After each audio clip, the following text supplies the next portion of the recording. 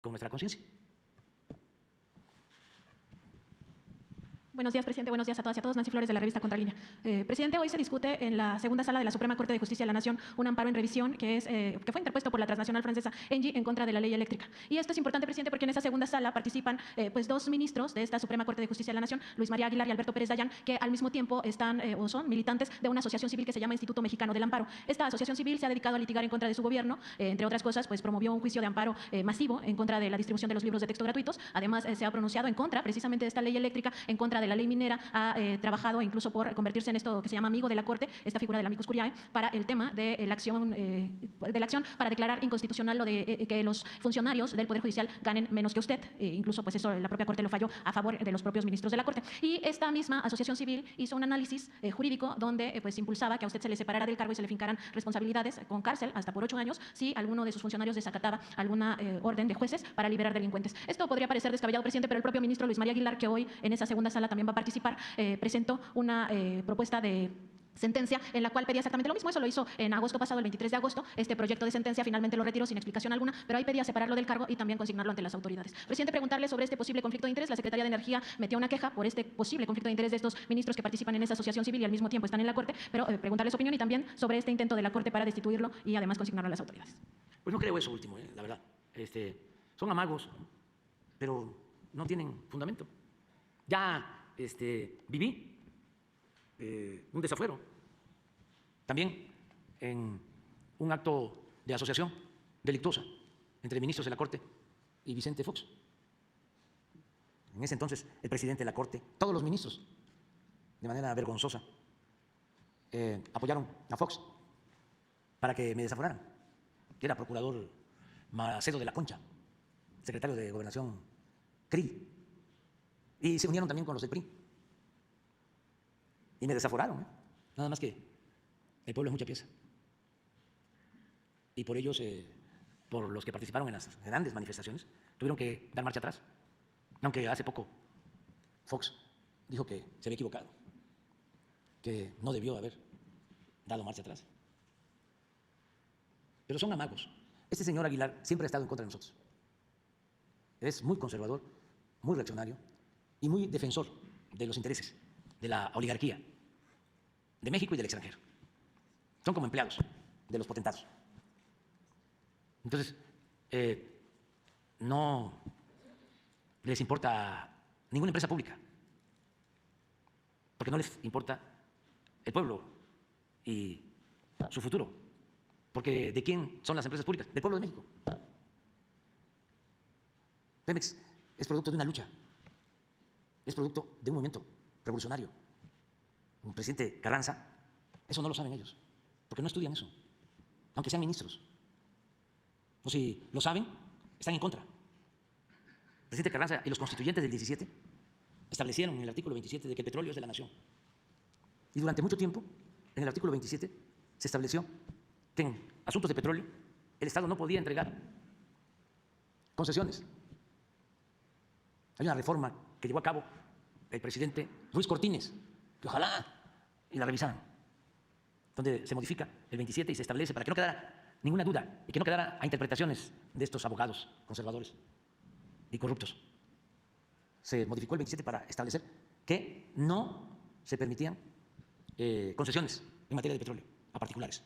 El petróleo es de la nación, es del pueblo de México. Bueno, al sexenio siguiente, y ojalá también lo revisen, el presidente López Mateos volvió a reformar el 27 y le agregó, creo que 12 palabras. Además le agregó, no, en materia de petróleo no se otorgarán concesiones ni contratos a particulares. Esa es la historia. Siendo director de Pemex, don Jesús Reyes Heroles, muy distinto al pensamiento de sus hijos, porque así suele pasar, pues. Canceló, don Jesús, siendo presidente Gustavo Díaz Ordaz, los contratos que se habían entregado en la época del presidente alemán, llamados contratos riesgos. Bueno, en 1960, Adolfo López Mateos nacionaliza la industria eléctrica. Vamos a recetarles otra vez, así como dicen los abogados, vamos a leerles el artículo. No textual. ¿No tienes la carta que escribió Adolfo López Mateos? El otro día estaba yo leyendo un cuestionamiento a Adolfo López Mateos. Y sí, como todos los gobernantes, ¿no? Tiene sus cosas cuestionables, pero tiene también cosas muy buenas. Cuestiones que le cuestionan al presidente López Mateos el encarcelamiento de dirigentes del movimiento obrero y sobre todo el asesinato del líder campesino Rubén Jaramillo. Son manchas, pero tiene cosas como esta. Esto es para, ¿cómo se llama el ministro? Luis María Aguilar y Luis a la María Cámara Aguilar, y a los otros. Carta de Adolfo López Mateos al pueblo de México. Les devuelvo la energía eléctrica que es de la exclusiva propiedad de la nación. ¿Hoy van a resolver eso? Hoy van a discutir el amparo en Bueno, revisión. está perfecto. Les devuelvo la energía eléctrica que es de la exclusiva propiedad de la nación.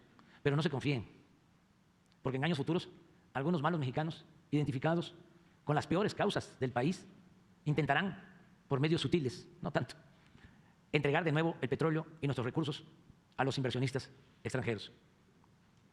Ni un paso atrás fue la consigna de don Lázaro Cárdenas del Río al nacionalizar nuestro petróleo. Hoy le tocó, por fortuna, la energía eléctrica. Pueblo de México, los dispenso de toda obediencia a sus futuros gobernantes que pretendan entregar nuestros recursos energéticos a intereses ajenos a la nación que conformamos.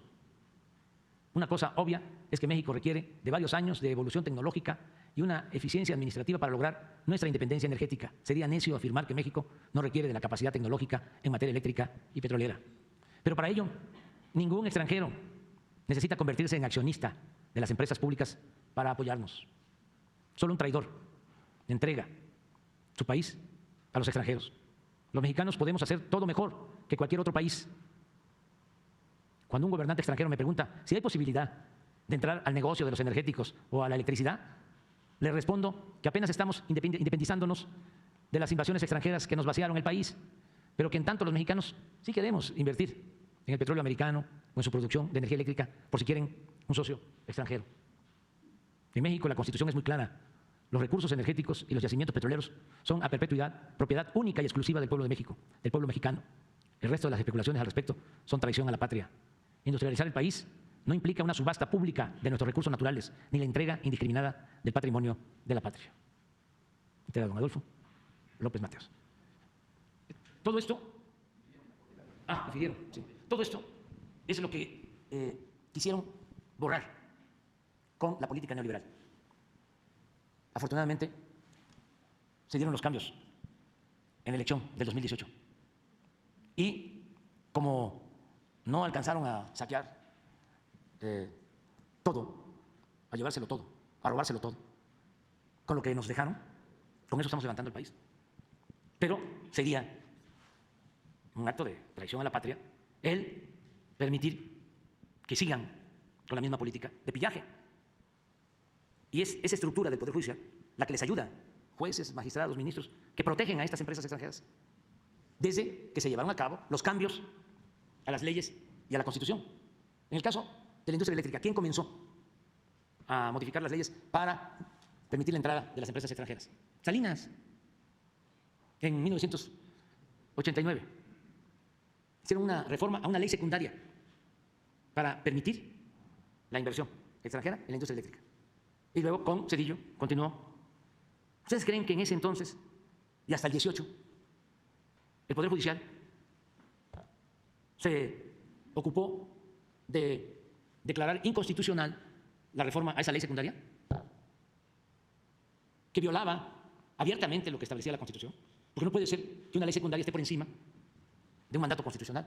La Constitución es ley de leyes. Pero silencio, cómplice, todos. Y ahora están empecinados en seguir consolidando la llamada reforma energética y entregando los bienes públicos. ¿Y en qué se beneficia el pueblo de México? En nada, al contrario. Todas esas reformas significaron más aumento en el precio de las gasolinas, más aumento en el precio del diésel, más aumento en el precio del gas, más aumento a los consumidores en el precio de la energía eléctrica. Buenos negocios para los particulares, malos negocios para el pueblo, con el apoyo de esas autoridades serviles y corruptas. Entonces, aunque amparen a delincuentes de cuello blanco y a delincuentes del crimen, organizado, aunque los amparen, nosotros no vamos a dejar de denunciarlos. Y no solo eso, vamos a seguir insistiendo en que se reforme el Poder Judicial y que el señor ministro Aguilar no solo resuelva sobre este asunto, resuelva lo de los libros de texto de Coahuila, porque me están pidiendo los padres que quieren que sus hijos tengan los libros, y lo mismo en el caso de Chihuahua. Son 2 estados en donde no se han podido entregar los libros, porque este señor, que pertenece a esa asociación de abogados Instituto Mexicano del Amparo. conservadores, sí, era mejor el finado Burgoa. No, estos están en la extrema derecha, son ultras. Tiene ese asunto pendiente del amparo que queremos saber ya, porque si no resuelven, ni modo que se queden los niños sin libros. ¿Cuántos? 100,000 firmas de padres solicitando los libros. Y lo otro, el expediente que tiene ahí en la gaveta, en su escritorio, sobre una empresa que ha acudido al Poder Judicial para defender su planteamiento acerca de que no debe de pagar impuestos y que de manera acomedida el ministro solicitó el expediente.